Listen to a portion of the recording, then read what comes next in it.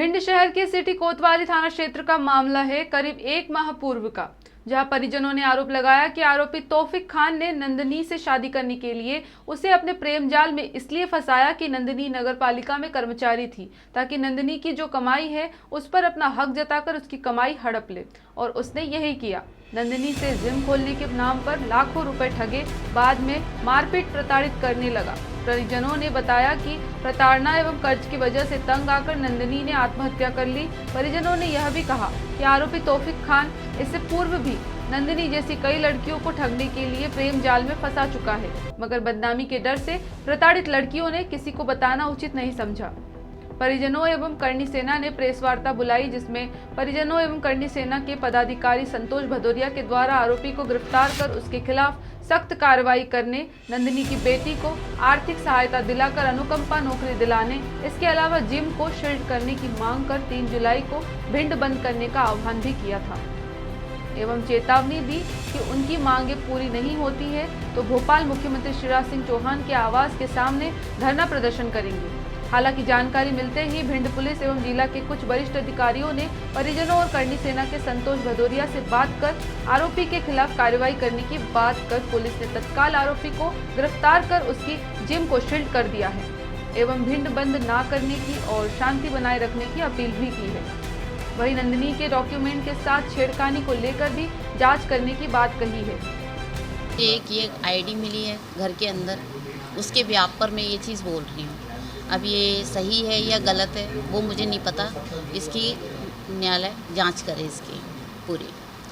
Plus पैसों का matter था कि उस पर बहुत ज़्यादा कर्जा हो चुका था और कर्जे का डिप्रेशन उससे बहुत ज़्यादा था कि लोग उससे पैसे की मांग कर रहे थे जिनसे उसने लिया था पैसा, और ये पैसा उसने तौफिक खान को जिम के लिए दिया था।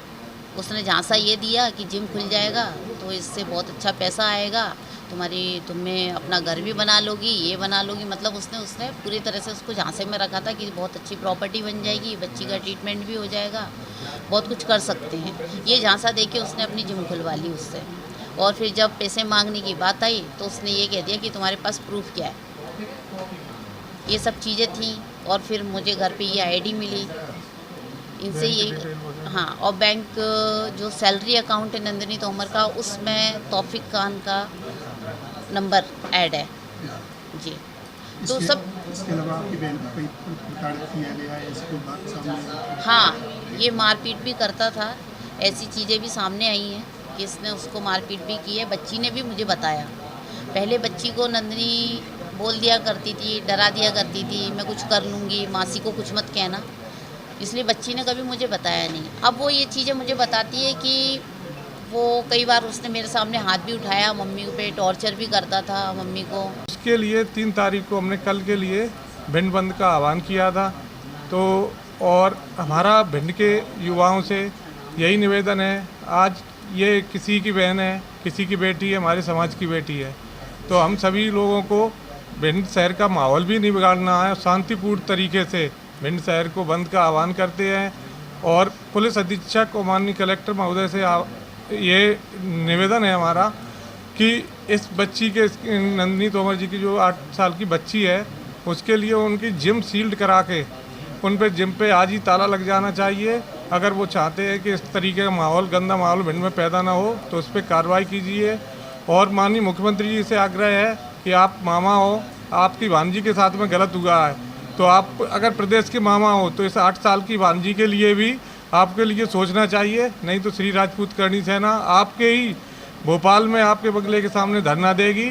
और ये चूँकि मैटर थाना कोतवाली का है और 5 जून को इसके द्वारा सुसाइड कर लिया गया था, और परिजनों के चूँकि मर्ग पंजीबद्ध हुआ था, उसके बाद परिजनों के कथन लिए गए और मर्ग जांच की गई। जांच में ये पाया गया कि वहाँ उसी के घर के सामने में जो रहने वाला व्यक्ति है तौफिक, उससे कुछ उधारी का पैसा आपस में दिया गया था जिम वगैरह के लिए।